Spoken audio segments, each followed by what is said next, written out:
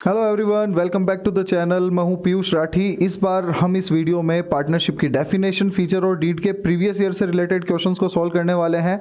भैया पिछले साल के क्वेश्चन देख लो, क्योंकि इस साल कैसे क्वेश्चन आने वाले हैं उसका अंदाजा इसी से ही पड़ेगा।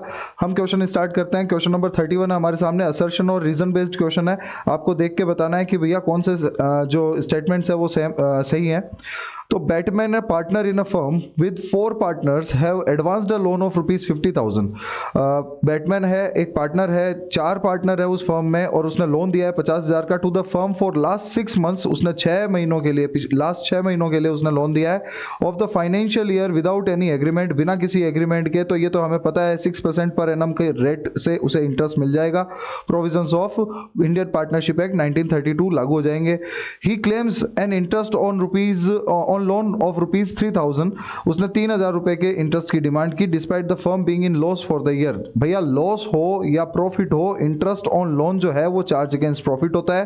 कहने का मतलब ये तो आपको देना पड़ेगा चाहे प्रॉफिट हो या लॉस हो। तो यहां पे उसने 3,000 रुपए की डिमांड की है। एक बार कैलकुलेट करके देख लेते हैं। 50,000 पे हमें 6% की रेट से यदि हम देखें 6 महीने का, तो ये कितने रुपए होते हैं? ये होते हैं भैया 1,500 रुपए। कैलकुलेट करके देख लो, ये 1,500 रुपए होते हैं। अब 1,500 रुपए जो इसके बन रहे हैं, इसने डिमांड कितनी की है? 3,000 रुपए की है। तो भैया असर्शन यहाँ पे क्या हो गया? गलत हो गया। नेक्स्ट रीजन की बात कर रहे हैं। इन the absence of an agreement, यहाँ पे पार्टनरशिप एग्रीमेंट यदि एब्सेंट होता है या डीड के प्रोविजंस में साइलेंस होती है, यानी कि साइलेंट होते हैं, कुछ प्रोविजंस के बारे में लिखा नहीं होता है, तो provision of the Indian partnership act 1932 apply होता है। बिल्कुल ये रीजन एकदम सही है। तो भैया इससे आंसर हमारा क्या बन गया? असर्शन रॉन्ग है और आंसर इसका रीजन क्या हो गया? सही है। तो इसमें देखो भैया, both assertion and reason are true, ये गलत हो गया। Both assertion and reason are true, ये भी गलत हो गया। असर्शन इज ट्रू बेटा, असर्शन यहाँ पे फॉल्स है। आंसर हो जाएगा हमारा डी। ठीक है, नेक्स्ट क्वेश्चन की तरफ हम बढ़ते हैं। नेक्स्ट क्वेश्चन है question number 32। A B and C are are in a partnership business. ये पार्टनरशिप बिजनेस में है। A used rupees 2 lakh belonging to the firm without the information of other partner. बिना किसी दूसरे पार्टनर को इन्फॉर्म किए उसने 2 लाख रुपए फर्म के यूज में ले लिए। And made a profit of rupees 35,000 by using this amount. और उसने 35,000 का प्रॉफिट कमा लिया इस 2 लाख रुपए की यूज के साथ में। तो भैया आपको है ना प्रोविजन याद होने चाहिए। पार्टनरशिप एक्ट में क्या बताया हुआ है कि यदि कोई पार्टनर किसी फर्म की प्रॉपर्टी या फर्म के business connection firm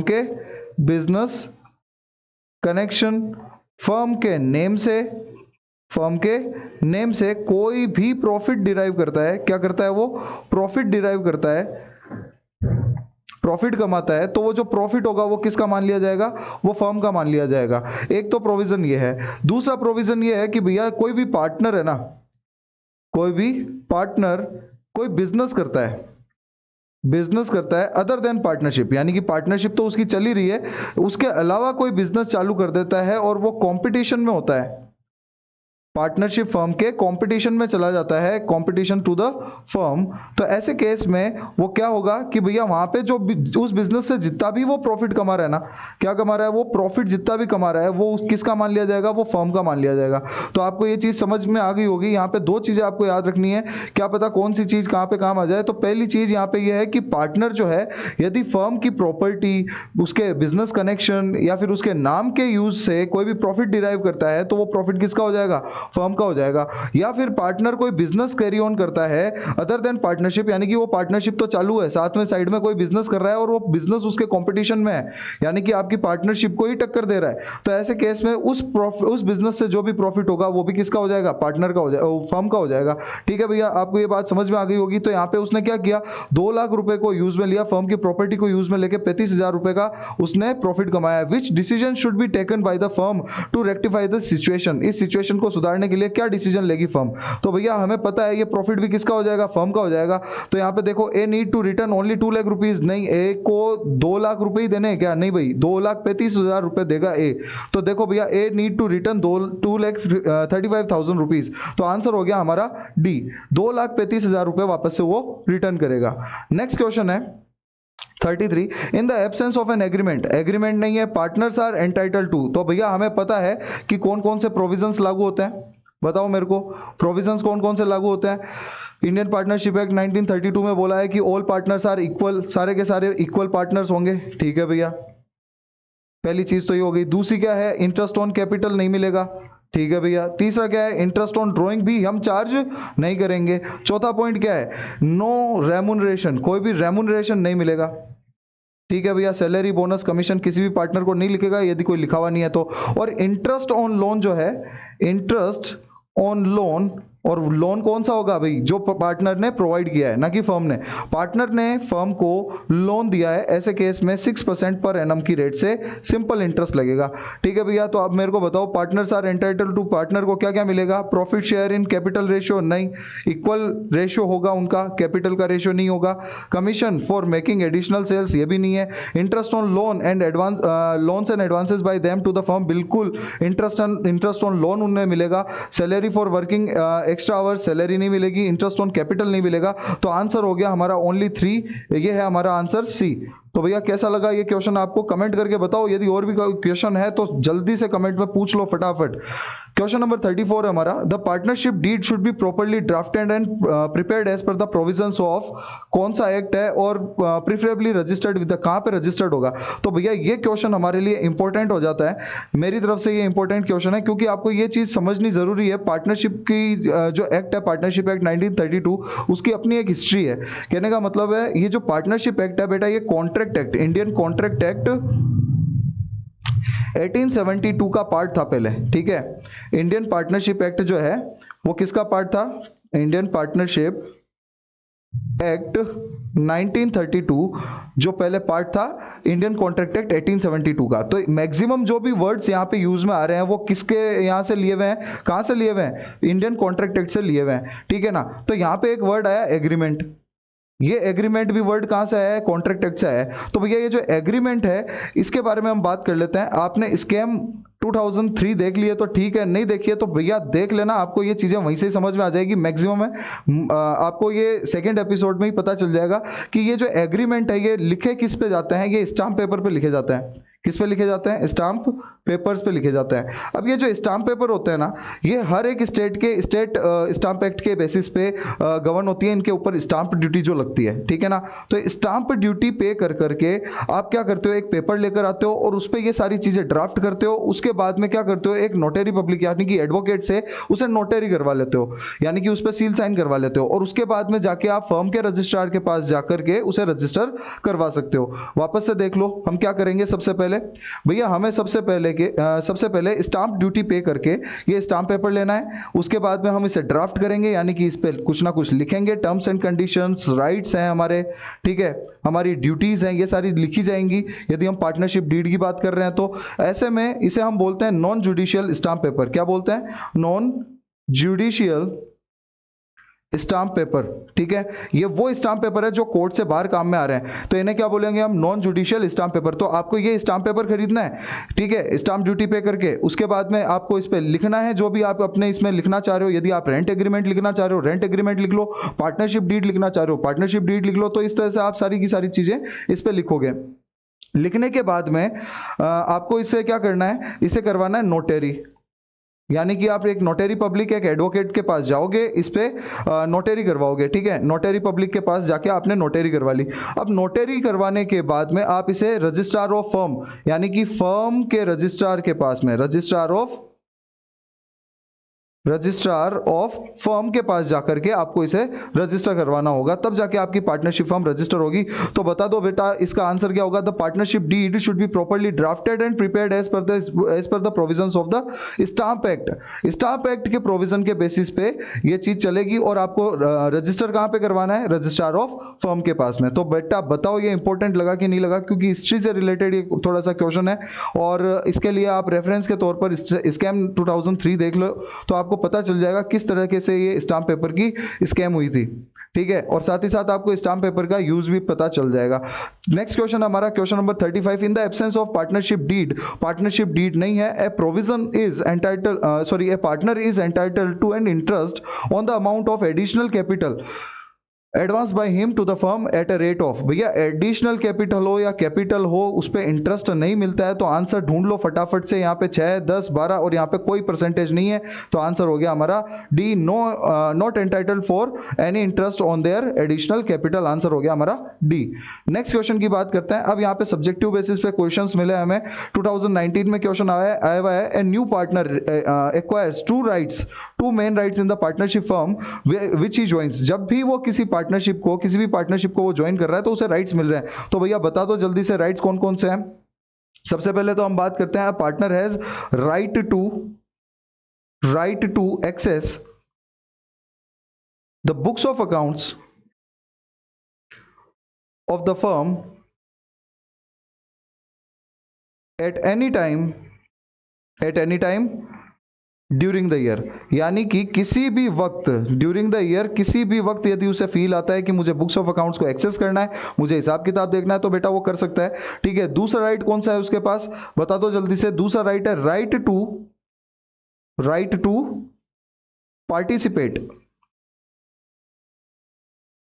participate in the conducts of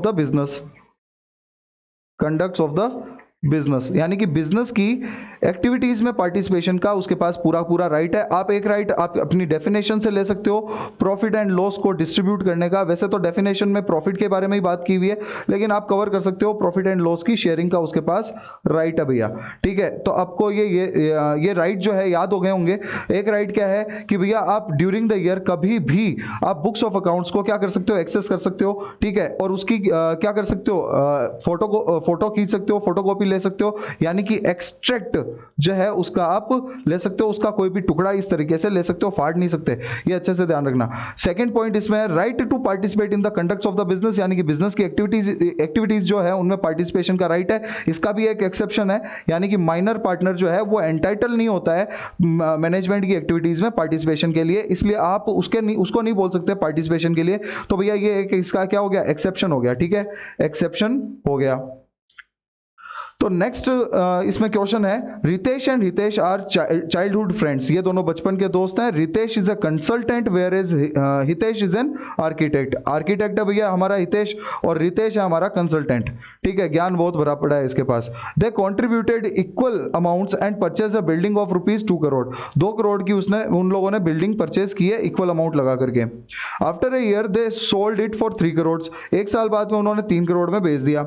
shared the profit equally, और इक्वली प्रॉफिट को बांट दिया। Are they doing the business in partnership. क्या वो पार्टनरशिप में बिजनेस कर रहे हैं, क्या वो पार्टनर है। तो भैया हमने ये पार्टनर के बारे में और को ओनर के बारे में पढ़ रखा है, पार्टनर और को ओनर के बारे में पढ़ रखा है हमने। तो को ओनर कौन होता है, को ओनर वो होता है जो जॉइंटली ओन करता है, जॉइंटली ओन करता है किसी भी असेट को किसी के भी साथ में, यानी कि 2 या 2 से ज्यादा लोग मिलकर के यदि किसी असेट को जॉइंटली ओन करते हैं तो वो जॉइंट ओनर या को ओनर्स कहलाते हैं। क्या कहलाएंगे, जॉइंट ओनर या को ओनर्स कहलाएंगे। और पार्टनर कौन होता है, पार्टनर ऑलरेडी ये क्या कर रहे हैं कि फर्म की जो भी असेट्स हैं उनको वो जॉइंटली ओन कर रहे हैं। क्या कर रहे हैं, जॉइंटली ओन कर रहे हैं। तो ऐसे केस में वो भी क्या हो गए, को ओनर हो गए। लेकिन बात यहां पे है कि यहां पे कोई ना कोई बिजनेस होना चाहिए। अब मेरे को बताओ, 1 साल बाद में वो बिल्डिंग को बेच रहे हैं, पहली बात तो ये। दूसरी बात ये कि क्या वो ऐसा रिकरिंग नेचर पे कर रहे हैं, क्या वो ऐसा रिपीटिंग नेचर पे कर रहे हैं, क्या रिपीट कर रहे हैं वो अपनी एक्टिविटीज, तब तो हम मान लेंगे भैया बिजनेस कर रहे हैं वो, और ऐसे में वो पार्टनर भी है और को ओनर भी है। तो मेरे को ये बताओ, क्या इस क्वेश्चन में हमें कोई हिंट मिल रहा है कि वो रिपीट कर रहे हैं ऐसा काम? नहीं भैया, उल्टा कि ये तो बोल रहा है कि सेल आउट किया है वो भी 1 साल बाद में। तो ऐसे में ये होली दिवाली की तरह इन्होंने ये जो एक्टिविटी की है बस एक को ओनर के बेसिस पे की है, बिजनेस के तौर पर नहीं की है। ठीक है ना, तो ऐसे में ये पार्टनर नहीं होते हैं, ये क्या होंगे, सिर्फ और सिर्फ को ओनर होंगे। अब मेरे हिसाब से आपको ये बात समझ में आ गई होगी।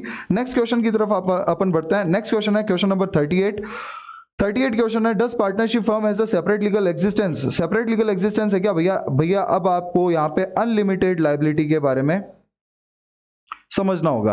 अनलिमिटेड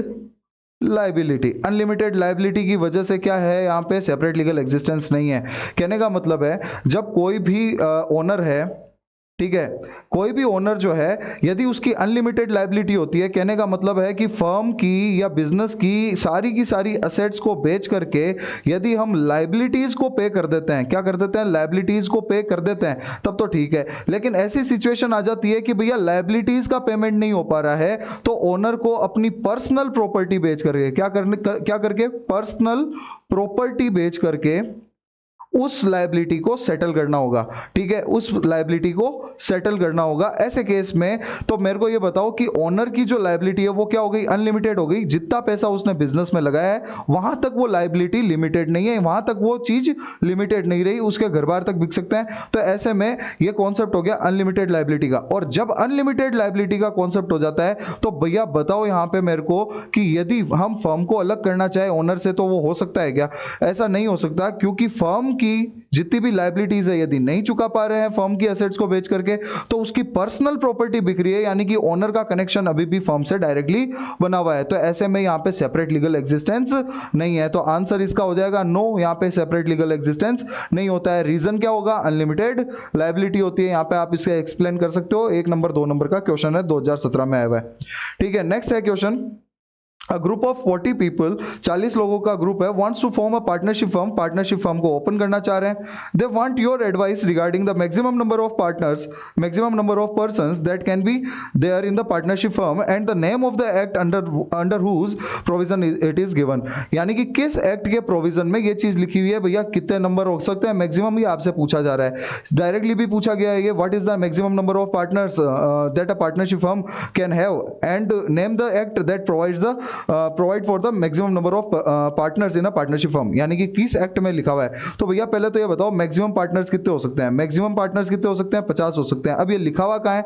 तो सबसे पहले आपको तो ये इंफॉर्म करना है कि भैया जो इंडियन कंपनीज एक्ट है, इंडियन कंपनीज एक्ट है, उसके सेक्शन 464 में ये जो नंबर था वो 100 बताया हुआ था। कितना बताया हुआ था? 100 बताया था। उसके बाद में कंपनीज मिसलेनियस रूल्स आए, कंपनीज मिसलेनियस रूल्स आए,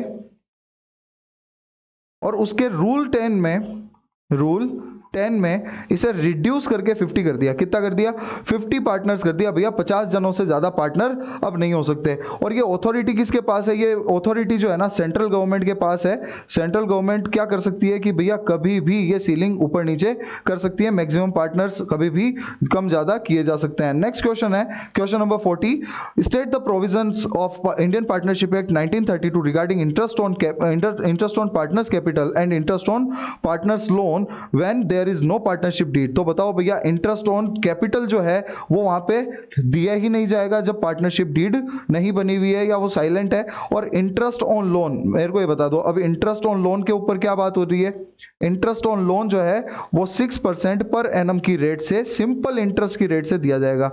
ठीक है ना, ये कोई स्पेसिफाइड नहीं है कि सिंपल इंटरेस्ट रेट है, बट ये माना जाएगा ना, ऑब्वियस है सिंपल रेट की, कंपाउंडिंग की बात ही नहीं हो रही है यहाँ पे। ठीक है, तो सिंपल इंटरेस्ट रेट की 6% की रेट से हमें यहाँ पे इंटरेस्ट ऑन लोन प्रोवाइड करना होगा on the loan provided by the partners, जो लोन पार्टनर ने दिया है फर्म को। ठीक है, नेक्स्ट क्वेश्चन हमारा क्वेश्चन नंबर 41। क्वेश्चन नंबर 41 में क्या लिखा है भैया, देख लो। क्वेश्चन नंबर 41 में लिखा है the partnership deed is silent on the payment of partner salary, यानी कि पार्टनर को सैलरी देने के लिए कुछ नहीं लिखा है। Anita partner claimed that since she managed the business she should get a monthly salary of rupees 10,000। उसे सैलरी मिलनी चाहिए 10,000 रुपए, ऐसा उसे मानना है। Is she entitled for the salary? क्या उसे सैलरी मिलेगी? नहीं भैया, यहाँ पे उसे सैलरी नहीं मिलेगी। रीजन क्या है इसका? रीजन ये है कि इंडियन पार्टनरशिप एक्ट